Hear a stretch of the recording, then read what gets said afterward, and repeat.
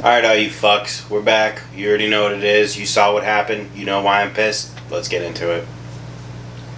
Nice. Saturday, the start of the week. Kicking it off was Aston Villa Everton. Everton taking another 2-1 or another loss, 2-1 this time. Gerrard's Villa beating Lampard's Everton. Yeah, honestly, I don't know if either one of these managers is going to last the whole year. I would expect Gerrard to last longer than Lampard, but I mean, if you're going off of who has a better squad, yeah. Yeah, but at the same time, I was real hopeful in my expectation that Everton would, be somewhere between 10 to 15, but from these last 2 weeks, that ain't gonna fucking happen. I think they'll get it together. I think they need to find a transfer or two more. They really still don't have a striker. They have like Anthony Gordon up front. And Solomon Rondon. They need to do something with that Richarlison money. They need to buy somebody. It's got to be reinvested back into the squad. I mean, obviously, buying a midfielder, for the love of me, I can't remember his name, but he came on, helped get that goal that was an own goal, but I mean, he pretty much created it himself. Yeah. And yes, you put $40 million into the midfield, but you took it out of the attack. You got to put it back there. But yeah, I mean, with more signings, like you said, they have been rattled with injuries, so not really that unexpected of a result. 2-2 though for Leeds. Not a great result. Not a great in hindsight. Yes, now that we look on it now, because of the fact they were up 2-0 from 2 Rodrigo goals, who has been starting off the season, last game getting a goal, playing well. Here, getting goals. Bamford got hurt in the 23rd or something, so hopefully he'll be okay. I think he got injured, and he didn't get injured to the point where he couldn't keep playing. It was more injured. preventative. Yeah, he was trying to prevent a future injury. Right, it's only week 2. So, I think that's when he said he wanted to come off. They get 2 goals. Second half starts. Southampton starts getting into the game. Lavia, a Manchester City loanee, doing bits for Southampton. But anyway, they do come back, score 2. It's 2-2. You're up 2-0 away at Southampton. You're expecting to get it. That's insane. That's a really good result. And then you let them come back into it. And they need to. Like we've been saying, beginning of the season, but I guess they'll take it. I mean, it's better than a loss, but you need to be finishing off games when you're 2-0 up. But honestly, the most important part of that game, 2 pretty decent Americans. Yeah. They did well again. Yet again. Couldn't really give a shit about the result, personally, as you know. So 4-2 Arsenal over Leicester. Leicester, like I've been telling y'all, shambles. About to be shambles. Yuri Tielemans is leaving. United are going to sign Vardy. Could be. Fucking wouldn't hate it. Madison is going to Newcastle. Maybe. Wouldn't be surprised. Things like this, transfer rumors like this get more and more hot when the team does worse. Absolutely. Especially when you lose 4-2 against Arsenal. Yeah. And it really wasn't that much of a competition for Arsenal, honestly. Like Jesus with a really good goal. There were some moments there for Leicester City, but that's all it was. Just moments. I mean, they had no real cohesion or dominance on the ball, and honestly, I hate to say this, but Arsenal so far after 2 games, they're looking pretty good. They look good. I also don't want to hype up Arsenal too much because of course I think Crystal Palace and then Crystal Palace isn't in the best position right now, even though they pulled out a result here. But Crystal Palace, Leicester City, who's also in a bit of a rut right now, I feel. But still, credit to him. 4-2. Arteta seems to be having this collective thing going so far. Yeah. Saturday still, Manchester City 4-0 over Bourmouth. I'm not going to get too hyped up this week. It is Bourmouth. But it's a 4-0 win in the Premier League, bro. Like, come on now. That's awesome. Haaland did well. Haaland did well. Everybody's getting on his ass because he had like 9 touches or something. It's like, well, one of them was an assist, and you can see the opportunities. You see him. You see it working out. He's starting to grow into this. It's not a matter of, where's Haaland? It's just a matter of when is Haaland? When is he going to get there? That's all it is. And especially against Bournemouth, He should have had a goal like the very first minute, but Phil Foden didn't want to pass it off to him. And I think Pep Guardiola said something at the end defending him in the way of, and I kind of get it though, nobody's used to having that guy there on that team. They're not used to having the guy ready right in the middle. They're number used to 9. Sterling shooting it over the bar. I mean, yeah. As we did see later in the week. We did see that. Oh, that's so funny you mentioned that. But anyway, should have had a goal there. He still had a decent game. Got an assist for Gundogan, who kicked us off. Really good goal. Gundogan starting the season right. I love seeing Gundogan do good, but that also means Bernardo Silva gets less playing time. But Bernardo Silva can get in on the wings and stuff, and the whole transfer rumor with him, but I don't think he's leaving now. Barcelona aren't putting up the money. He's going to stay. I'm about 99.9% sure he's staying this summer. De Bruyne, amazing outside the foot shot goal. Great performance by him once again. Kevin De Bruyne. Come on. Goal and an assist. 2 games, 2 assists, a goal. He's coming for the assist record that he has currently tied with Henry. He needs to break it, get it for himself. Okay? He's on track. He's on track for 38 He's on track of them. for 38 of them. Yeah, he's on track for 38 assists. So, let's see what happens. But 4-0 against Bourmouth, I'll take it. The owners of Manchester United are the worst owners that there have ever been in sports. They have continued to take out dividends and pay debt, and they have taken out over almost £2 billion in the last 10 years. Now, I am blaming them and these players for what we saw on Saturday. What we saw on Saturday was not only a complete fucking joke, it was a complete nightmare of a day. Embarrassment. I have never felt so low with this club as I do right now. This club is a fucking embarrassment right now. They are one of the most prestigious clubs and well-known clubs around the whole world. Yeah. And they have continued to go on the down slope for 15 fucking years, 20 years since these owners have been here. Fergie was able to paper over the cracks. After he left and dipped with that dog shit squad that he had and gave Moyes, it has gone down and down and down. And we see where we're at. At the bottom of the fucking league table, after 2 games, a -6 goal difference is absolutely fucking shambolic. This manager has not been backed. These players need to go. Roy Keane and Gary Neville have said it so many times on Sky Sports. Leopards don't change their fucking spots. These players will throw the manager and fans under the bus every fucking chance that they get. Every player did not deserve their shirt. Did not deserve the fucking honor and privilege to play for this club. David De Gea made 2 huge mistakes, and from then on, everyone's heads dropped. After the game, he came out and said, I want to do the interview. I want to let people know that this was on me. And that is more than our captain has showed in the last 2 years. He showed more by doing that one interview. And yes, he fucked up. Yes, he needs to be dropped.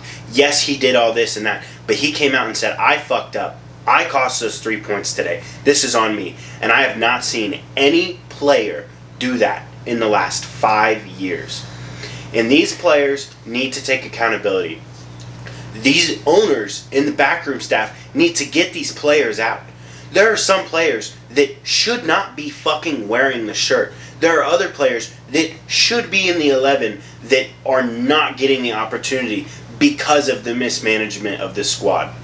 Scott McTominay is still a Manchester United player as recording. James Garner is still a Manchester United player as recording. But one of those two is not going to be there by the end of the window. And it's not the one you fucking think it should be. I would have to say, through all of that, watching it was kind of funny. Because it's Brentford, bro. I mean, obviously. Let's just talk about the game, though. Brentford, they played well. They knew what they had to do. All they really had to do was work hard. Win on set pieces and work hard. They worked harder than United. They ran 14 kilometers more than United did over 90 minutes. So you know what Ten Hag did? You don't get your fucking day off, and you're running 14 extra kilometers today, motherfuckers. That's the minimum of what they should have done, and I am damn glad that he made that point. I think it's good he wants to establish some of that. He needs to get some of these toxic players out.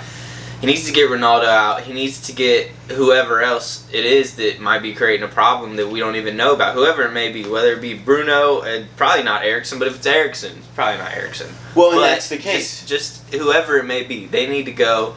They need to get players who want to play for United. And I think he should have, whoever that first 11 was in the first half, I think he shouldn't have made any subs. I think he should have left every single one. You could say, yeah, same 11. What if they keep getting battered? It's 4-0 at halftime to Brentford.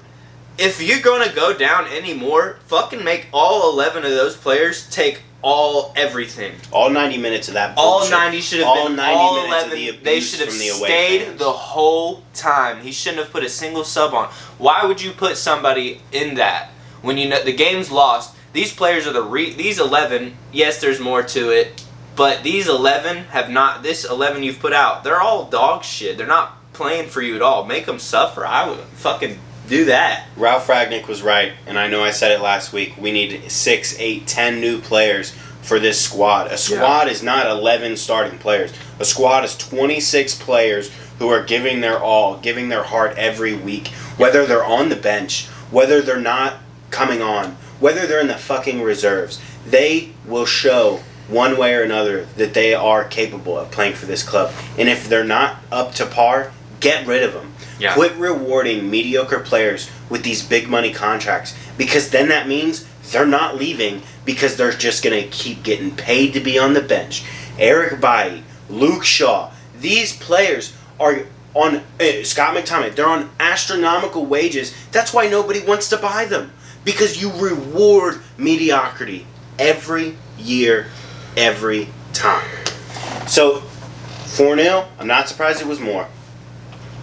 Moving on, Sunday, Nottingham Forest put up a little result. Got a 1-0 victory. Who'd have thought the goalkeeper that we let go in Dean Henderson had a fucking masterclass? Who else did you let go to Lingard. Forest? Lingard played alright too, it seemed like. But he went on a free. Henderson was alone, so Yeah. Henderson having a great week, De Gea having a terrible week. Obviously, it's just coincidence, but at the same time, why are we letting that type of shit happen? Now, I'm not a huge fan of Dean Henderson as a person. Now, as a player, I think he's pretty fucking good. But I think he's kind of a dick in the way that he speaks about United, in the way that he has said, I want to be the future United goalkeeper, but, you didn't even want to stay and fight for your spot with a new manager. You didn't meet the new manager, you didn't do anything, but that's beside the point. Forest, good result. I'm just still pissed. 2-2, Chelsea-Tottenham. That was an insane game. That one Neutral is a game great for game. both of us. Something we can both appreciate. It 1-1. was just Chelsea. It seemed like just they kind of deserved it. I felt like they definitely did deserve it. Spurs got lucky with that point. Yeah. I mean, especially when you consider the hair pull on Cucurella, the missed shots by Sterling. I do want to point out though, in the NFL, if you pull somebody's hair, it's not illegal. But this isn't the NFL, and I'm not trying to relate to the NFL. They tackle people there, actually. But, like, you got long hair like that, people, like, grabbing shoulders and shit, yeah. And, like, if your hand gets caught. He definitely grabbed that motherfucker's mob and then they go in and score off of that. Harry Kane in the 96. Crazy. Like, plus the foul on Bentancur fouling the Chelsea player and just going back and scoring off of that. We see Sterling missed a wide open, not a wide open net, but he missed a one-on-one.